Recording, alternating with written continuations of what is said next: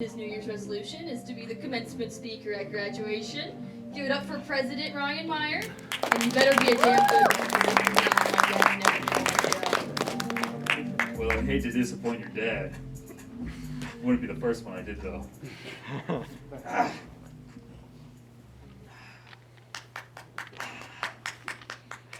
That's probably fine right there. I'd like to start off my set by saying my girlfriend has a very loud mouth. But I didn't say that. I didn't say that. So, I actually had to go pee just a few minutes ago. I tend to get into a problem right before I go on stage, especially when I'm towards the end of the sets, where I just drink water, and then I really have to pee at the end. And I would love to go pee in the middle of my set, but I don't think the wire is long enough. So that could be an issue.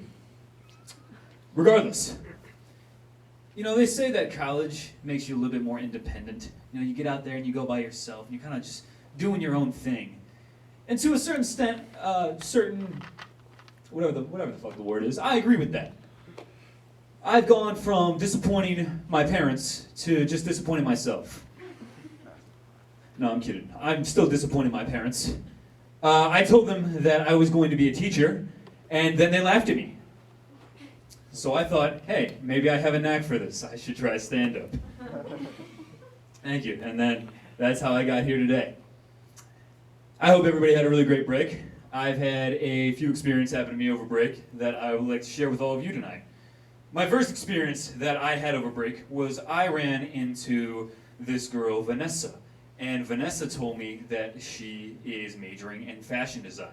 And I thought to myself, wow, that's really interesting. That's a very specific thing. And I asked her, I'm like, so what do you plan? Thank you. What do you plan to do with fashion design? And she looked at me and she said, I don't know. I'm like, what? What do you mean you don't know? You can't just have such a specific major and not know what you're going to do with it. If you don't know what you're going to do, you either go into communications or business or some other bullshit major like that. Ooh. Ooh. I'm your girlfriend. Anyways. Not anymore. That's like saying, oh, hey, so what are you doing? And they're like, oh, I'm going into telescope engineering. And then you'd be like, oh, so cool. You plan to like engineer like telescopes and stuff like that? And they go, no, I don't know what I'm gonna do. I'm like, I'll tell you what you need to do. You need to get your shit together. That's what you need to do. And that's my impression of my parents. We're back to that. Another thing that happened to me over break was I went to the dentist's office to get my teeth cleaned. And let me tell you guys right now that I, myself, am not very fond of going to the dentist's office. It's not that I have a fear of going to the dentist's, it's that I just hate the experience of going to the dentist's. Let me break it down for you guys real quick. So, as soon as you step into the dentist's office, as soon as I step into the dentist's office, I know already, they've got me by the balls. There's nothing I can do about it. And here's exactly why. I walk up to the dentist, I go up to the receptionist, and already I say, hi, I'd like to check in for my 2 o'clock appointment. And they say, oh, hi Ryan, how you doing? And at this point, I'm already screwed. Because not only do I have to tell them that I have to lie and put up this facade that my day is going a lot better than it actually is, but I also have to pretend to care about how their day is going. And so I say, good, how is yours? Pause. Best case scenario right now, they tell me their day is also going good. We move on like nothing ever happened and continue the rest of our lives. My son died of cancer yesterday. Oh. God damn it, now I gotta not only care about this person, but I gotta care about her dead son too? What am I, a therapist? So anyways, I'm sitting in the waiting room now, just talking to Teresa about her dead son that died from cancer, and I'm sitting there until 2:30 for my 2 o'clock appointment, when finally the dentist comes out. And I think it's a little busy that I think it's a little weird that the dentist is always running late for some reason. Like, I show up for my 2 o'clock appointment, and I say, hey, Teresa, I'm here for my appointment. Can we get going? And she goes, oh, no, you can't. The dentist is busy. I'm like, what do you mean busy? I made an appointment for 2 o'clock. They've been here since 9 a.m. What do you mean? The only thing they should be busy with is cleaning my teeth. That is their job. That is what they're paid to do. That's what they should be busy with. Anyway, Teresa doesn't know. It's 2:30. Dentist walks in, and I'm like, hey, let's go. And she picks me up, and as we're walking down the hall, she goes, so how you been doing, Ryan? I go, God damn it. I'm doing great. How have you been?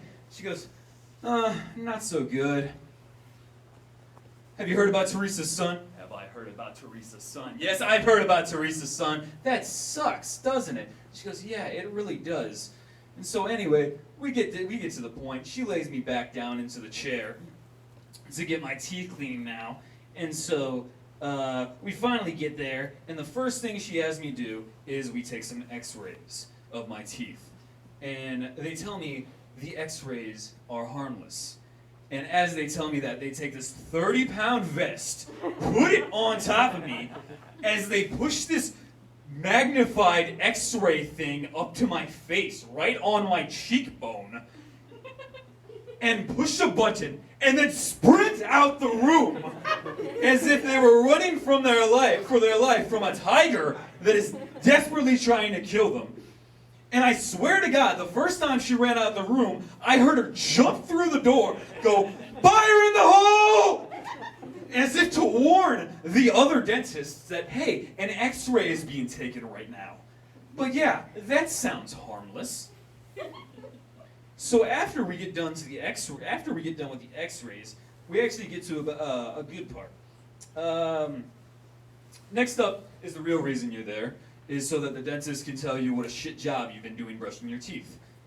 And I actually don't mind this part too much, because there's just something about a woman standing over me with sharp tools and degrading me that kind of turns me on. No, I haven't been brushing my teeth. Yes, I have been drinking soda all day. I'm a bad boy, aren't I? I need to be punished. And then she stabs me in the gums, and then it's suddenly not so hot. And then she tells me I need to floss more. And then after we get through that whole charade, eventually she's done cleaning my teeth whatsoever, and then the doctor has to come in. Whatever, the doctor. They come in, and they say, hey Ryan, how you doing? I go, God fucking damn it. By this point, I have lost all energy to care about anybody right now. So I don't even give a response. All I do is go, meh. And they're getting to the point, and the doctor comes in, and they're like, okay, well, let's just check to see if your teeth are clean, as if the dentist didn't just do their job. And so they recline me back in the chair, in the same chair that I was just reclined back up out of, as if it's some sort of sick game to them, that they just want to see me go up and down all day. And then while I'm back in the chair, they tell me to open my mouth, look in my mouth, and go, I'm going to blow a little air now, as if my teeth were to crumble under this air, the pressure of it. My teeth survived the air test. And they go, looks good. Have a good day. And they walk out. And it seems weird to me that there's a doctor whose whole job is to just say, yeah, your teeth look good, and then leave. I think that would be a very fun job for me to have, though. Think about it. I walk into the room. The dentist has already done all the work. I walk in, say, we're just going to take a quick look at your teeth real quick. Lower them all the way down because I'm a sick fuck that likes to play with their head. And I'm also an asshole. And then, as I lower them down, open their mouth, look inside, and go, that's pretty white. Yeah, these look pretty good. All right, I'm going to blow a little air right now. All right, you did a good job, Dave. I'm going to leave. And then I get paid 6 figures for that. That sounds like the way of life to me. But anyways, doctor leaves. Dentist pushed me back up in the chair. And she says, would you like to pay $20 for the extra cleaning? What do you mean the extra cleaning? You just cleaned my teeth. They should be at maximum cleanness right now. If they could get any cleaner, you would have already done that already because that is your job. That's what I'm paying you for my teeth to be maximum clean. So I say, no, I'm not paying the $20, and I leave, and as I walk out, I say, fuck you, Teresa, and fuck your dead son. And then I walk out the door with my dignity.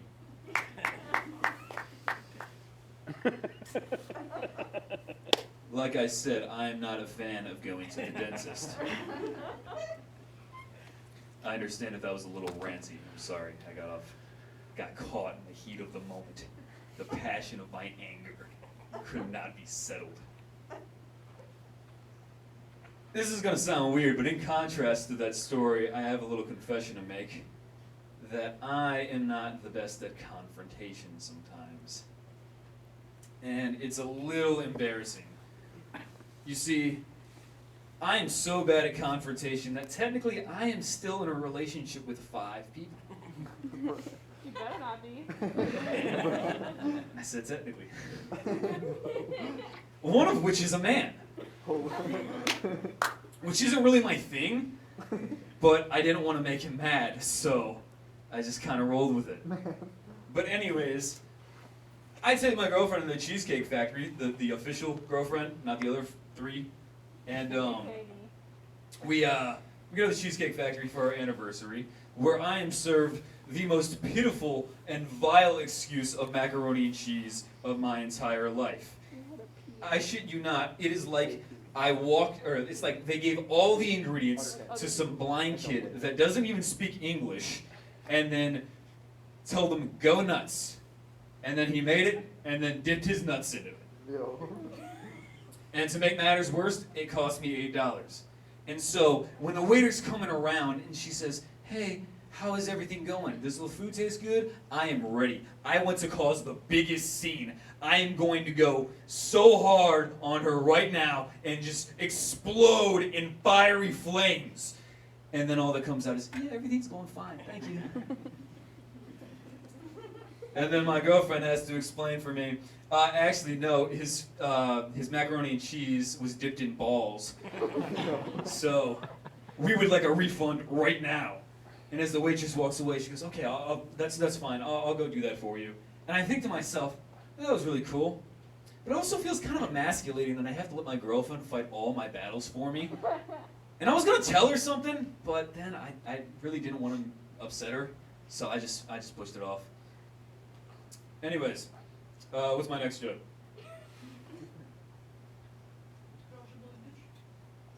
Barbershop. I think it's weird that we did. I don't understand what's so funny. I haven't told the joke yet. You guys know there's a punchline, right? First, I had to do the setup first. Okay. It's cool. Oh.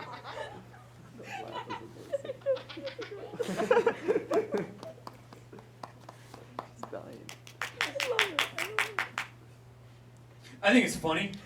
Oh, we're not done. I think it's fun. I think it's really weird how we name everyday items in the bathroom toiletries, like after the things we shit in. Like, I want to talk to the guy whoever made these names because it's really weird to me. You can imagine, he's just standing there and goes, hey, so you know that thing that you take a massive dump in after you've eaten too much Taco Bell? And he's like, yeah? And he's like, yeah. Why don't we name the toothbrush after that? I'll take that one out of the set. Thank you, guys. To those of you who are a little disappointed like me to be back on campus from break, I want to give you guys some hope. We have just reached a record high cases of COVID in Adair County, and cases have also spiked on Truman's campus. Woo! As if that was to give you hope. But because of this, we may be going home a little earlier than expected. Woo! And I think it's a little weird how some people get so upset about the mask mandate on campus. It's like, it's just a piece of clothing. You're already wearing clothes wherever you go. Nobody's walking around going, end the clothes mandate! End the clothes mandate! But could you imagine Imagine people, half the country, just yelling, clothes are unconstitutional, and that the election was stolen, and storming the Capitol, all while being naked. As if they didn't look ridiculous enough.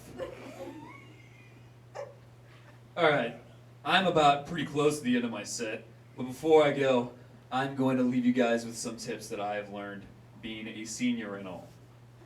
So, tip number 1, if you're ever going to the rec and you don't have an extra pair of shoes on you, just take off the shoes that you're wearing and carry them in. What are they gonna do? They don't care.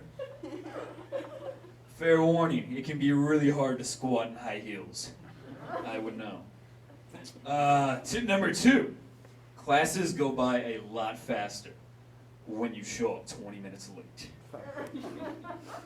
Tip number 3, the worst thing you can do in college is use some program like Chegg or something else to cheat your way through your classes.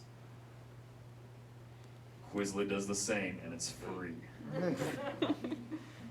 And tip number 4, if you were expecting to learn something over your 4 years at college, maybe you shouldn't have gone to Truman State University.